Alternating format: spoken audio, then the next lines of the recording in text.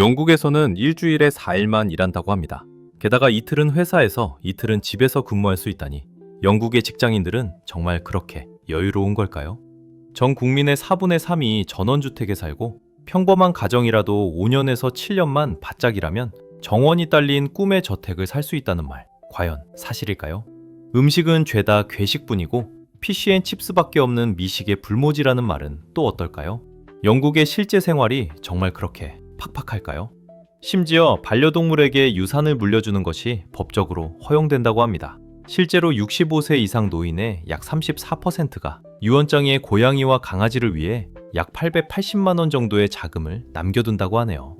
개 중에는 반려동물에게 부동산과 2억 원이 넘는 신탁기금을 남기는 자산가도 있습니다. 도대체 진짜 영국의 모습은 무엇일까요? 영국은 전형적인 서구 선진국으로 사회복지가 꽤 잘 갖춰져 있어 일반 시민들의 삶의 질이 높은 편입니다. 2024년 기준 정규직 직장인의 세전 월급 중위값은 약 2,700에서 2,800파운드 정도입니다. 세금을 떼고 통장에 실제로 들어오는 돈은 2,100에서 2,300파운드, 우리 돈으로 환산하면 대략 370만 원에서 400만 원 정도 되겠네요.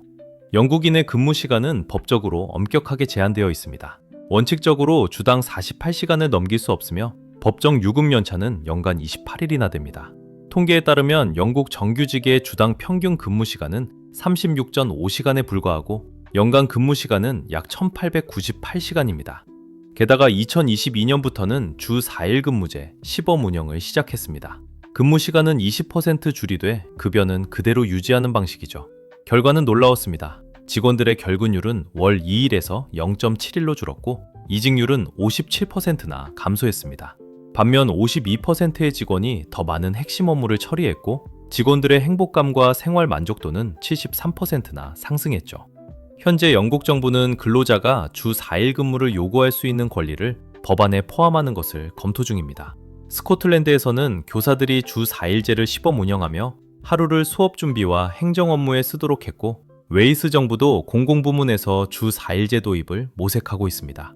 현재 영국 전역에서 200개가 넘는 기업이 주 4일제를 영구적으로 도입해 약 6,700명의 직원이 혜택을 보고 있습니다. 또한 팬데믹 이후 영국 직장인의 약 30%는 사무실 출근과 재택근무를 병행하고 있습니다. 100% 사무실로 출근하는 기업은 52주 55% 정도에 불과한데 이는 주로 소매업, 의료, 제조업 등 현장 작업이 필수적인 직종들이죠. 영국의 전반적인 물가는 우리나라보다 꽤 높은 편입니다. 선진국 중에서도 중상위권에 속하지만 미국이나 북유럽 국가들보다는 낮습니다. 영국 서민들에게 가장 큰 지출 항목은 주거비입니다. 보통 수입의 30%에서 50%가 집값으로 나갑니다. 식비, 교통비, 에너지요금 등 필수 생활비는 수입의 25~35% 정도를 차지하죠. 다행히 의료와 공교육이 기본적으로 무료라서 고정 지출에 대한 부담은 좀 덜한 편입니다. 평균적인 소득을 버는 영국인이라면 필수 생활비를 제외하고 자유롭게 쓸 수 있는 돈이 월 850에서 1250파운드, 즉 150만원에서 220만원 정도 남습니다. 영국인들은 전원 생활을 동경하는 경향이 있습니다. 런던 같은 대도시에 살아도 주말이나 휴가 때는 시골이나 호수, 바다로 떠나죠. 대부분의 영국 가정은 교외에 정원이 딸린 주택을 갖는 게 꿈입니다. 통계상 현재 영국 가정의 약 78%가 교외 주택에 거주하고 있습니다. 현재 영국 맞벌이 부부의 평균 연소득은 약 6만 파운드, 약 8,800만, 지금 1억 원 정도입니다. 영국의 단독주택 평균 가격은 약 38만 파운드, 약 5억 8천, 6억 7천만 원. 아파트 평균 가격은 약 16만 4천 파운드, 약 2억 9천만 원 수준입니다. 평범한 가정에서 매달 700파운드, 약 120만 원씩 저축한다고 가정하면 집값의 15%인 계약금을 모으는데 5년에서 7년 정도 걸립니다. 월 대출 상환액은 약 1650파운드, 약 290만 원로 적지 않은 금액이지만 감당 못할 수준은 아닙니다. 영국은 세계 최초로 법을 제정해 현대적인 복지국가의 기틀을 마련한 나라입니다. 국가보건서비스 NHS가 의료 수요의 95% 이상을 감당합니다. 동네 의원 진료부터 대학병원 전문의 진료, 수술, 입원, 검사까지 전부 무료입니다. 유료 항목은 잉글랜드 지역의 경우 처방전 약값이나 치과, 시력검사 및 안경 맞춤 정도에 불과합니다. 만약 암이나 심장병, 장기부전 같은 중병 진단을 받게 되면 진단부터 수술, 항암 치료, 방사선 치료는 물론 장기 요양까지 모든 비용이 전액 무료입니다. 환자는 파상 걱정 없이 치료와 회복에만 전념할 수 있죠. 다른 선진국들과 비교해도 영국의 의료비 부담은 매우 낮아 개인의 현금 지출 비중은 전체 의료비의 11%밖에 되지 않습니다. 하지만 영국의 무료 의료 시스템에도 그늘은 있습니다. 응급 상황이 아니라면 대기 시간이 어마어마하게 깁니다. 2025년 3월 기준으로 입원 치료를 기다리는 사람이 740만 명에 달한다는 통계도 있습니다. 전문의를 만나려면 평균 5개월 가까이 기다려야 하고 비응급 수술은 6개월 이상 대기하는 게 기본입니다. 물론 응급 환자는 우선 치료를 받지만 긴 대기 시간 때문에 매년 14,000명 정도가 제때 치료받지 못해 사망할 위험에 처한다고 합니다. 작은 병은 참아서 낫고 큰 병은 기다리다 죽는다는 말이 영국 의료의 현실을 보여주는 자주 섞인 농담이 되었습니다. 참다 못한 일부 환자들은 사립병원에 찾거나 해외로 원정 치료를 떠나기도 하고 심지어 스스로 이를 뽑는 위험한 자가 치료를 하기도 합니다. 영국의 26세 유튜버 릴리는 위 통증에 시달렸지만 NHS 전문의 진료를 받지 못해 결국 비행기를 타고 의료 시스템이 빠른 우리나라로 왔습니다. 한국에서는 24시간 만에 위 내시경과 진단을 마쳤고 비용도 약 22만 원 불과했죠. 이는 영국의 무료 의료가 가진 어두운 단면을 보여주는 사례가 되었습니다. 교육은 어떨까요? 영국은 초등학교부터 고등학교까지 12년 의무 교육을 실시합니다. 5세부터 16세의 모든 아동은 전일제 교육을 받아야 하며 이 기간 동안 공립학교는 시민권자나 합법적 거주자에게 수업료와 교재비가 전액 무료입니다. 일부 학교는 급식도 무료로 제공하죠. 공립학교가 전체 학생의 93%를 담당하지만 학군에 따라 교육의 질 차이가 큽니다. 거주지 근처 학교에 배정되는 방식이라 지역별로 교육 예산과 성적 격차가 뚜렷하죠. 결국 양질의 공교육과 사립교육은 여전히 부유한 가정의 전유물이 되어 사회적 계층 이동에는 한계가 있다는 지적도 있습니다. 영국의 대학 학부는 보통 3년제로 짧습니다. 자국민과 유럽 학생의 학비 상한선은 연간 9,150파운드, 1,600만 원입니다. 학자금 대출 금리는 현재 약 4.7%인데 연 소득이 32,745파운드, 5,700만 원글을 넘어야 상환 의무가 생깁니다. 그것도 기준소득을 초과하는 금액의 9%만 갚으면 되죠. 대출은 최장 30년까지 유지되는데 그때까지 못 갚은 돈은 자동으로 탕감됩니다. 실제로 영국 대학 학자금 대출의 약 40%는 상환되지 못하고 30년 뒤 사라진다고 합니다. 지리적으로 영국은 유럽 서부에 위치하며 그레이트 브리튼 섬의 잉글랜드, 스코틀랜드, 웨일스, 그리고 아일랜드 섬 북동부의 북아일랜드로 이루어진 연합 왕국입니다.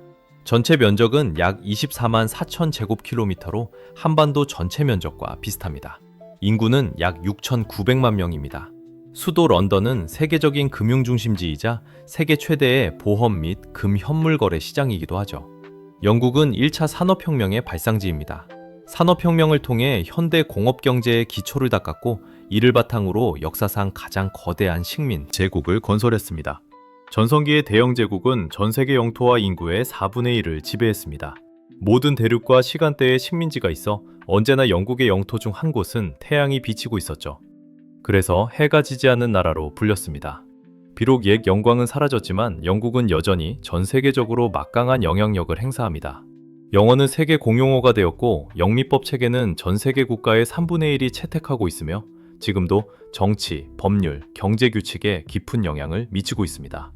영국인들은 일상에서 체면과 존중을 중시하는 신사 문화를 가지고 있습니다. 옷차림에도 불문율이 있습니다. 화려한 로고보다는 몸에 잘 맞고 질 좋은 옷을 선호하죠. 낡았더라도 깔끔하게 다려입은 정장이 새것인 싸구려 정장보다 더 신사답다고 여깁니다. 줄을 설 때는 엄격하게 간격을 유지해 신체 접촉을 피하고 친하지 않은 사이에는 나이나 수입 같은 사적인 질문을 하지 않습니다. 스포츠나 경쟁에서는 규칙과 상대방을 존중하며 이겨도 지나치게 기뻐하지 않고 저도 변명하거나 불평하지 않는 것을 미덕으로 삼습니다. 언어 습관에서도 please, thank you, sorry 같은 예의 바른 표현을 입에 달고 삽니다. 길을 가다 부딪히면 서로 동시에 sorry라고 말하기도 하죠. 화법은 매우 우회적이고 함축적이어서 노우라고 직접적으로 말하기보다는 다른 방식으로 거절하거나 반응을 피하는 경우가 많습니다. 영국 음식은 어떨까요?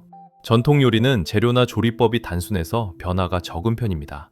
그래서 많은 사람이 영국 음식은 괴식이고 피시앤칩스 말고는 먹을 게 없다고 생각하죠. 하지만 금융의 중심지답게 런던에는 미슐랭 스타 레스토랑이 72개나 있어 도쿄와 파리에 이어 세계적인 수준을 자랑합니다. 애프터눈 티나 분자 요리, 해산물 요리도 유명하죠. 또한 이민자가 많아 런던에서는 인도, 중국, 태국 요리가 전통 영국식보다 더 인기가 많습니다. 영국인들도 일주일에 두세 번은 이런 외국 음식을 즐깁니다. 영국 음식이 맛없다는 건 전통 요리에 대한 단편적인 경험 때문일 수도 있습니다. 경제적으로 영국은 유럽 2위, 세계 유위의 경제대국입니다. 2024년 명목 GDP는 약 3조 5,900억 달러, 1인당 GDP는 약 52,600달러입니다. 서비스업이 경제의 75% 이상을 차지하며 절대적인 비중을 갖는데 특히 금융, 보험, 소매, 관광, 의료, 교육 분야가 강세입니다. 제조업은 GDP의 10% 정도지만 자동차, 항공우주, 제약, 전자 등 고부가가치 산업이 주력입니다. 롤스로이스 항공엔진, 제규어 랜드로버, 아스트라제네카 같은 세계적인 기업을 보유하고 있죠. 특히 바이오 의약품 분야는 세계 2위의 수출국일 정도로 경쟁력이 뛰어납니다. 깊은 역사만큼이나 관광 명소도 많습니다. 런던의 타워 브리지는 세계에서 가장 유명한 도계교이자 런던의 랜드마크입니다. 5층 높이의 탑 2개가 연결된 모습이 장관이죠. 33.5m 높이의 유리 전망대에서는 템스강과 런던 시내를 한눈에 내려다볼 수 있습니다. 빅벤은 영국 새해 종소리의 주인공입니다. BBC가 매년 생중계할 정도로 영국의 상징과도 같죠. 내부는 들어갈 수 없지만 밤에 조명을 받은 모습은 정말 아름답습니다. 버킹엄 궁전은 영국 국왕이 런던에서 머무는 공식 거처이자 집무실입니다. 현재도 실제로 사용되는 몇 안 되는 왕궁 중 하나죠. 방이 775개나 되는데 일부만 일반에 공개됩니다. 궁전 앞 광장에는 빅토리아 여왕 기념비가 있고 17만 제곱미터에 달하는 거대한 개인 정원도 있습니다. 에든버러 성은 스코틀랜드 왕실의 궁전이자 요새였습니다. 깎아지른 절벽 위에 세워져 유럽에서 가장 함락하기 어려운 요새로 꼽혔죠. 성 위에서 내려다보는 에든버러의 신구시가지 전경은 일품입니다. 스톤헤인지는 5,000년 전에 만들어진 선사시대의 유적입니다.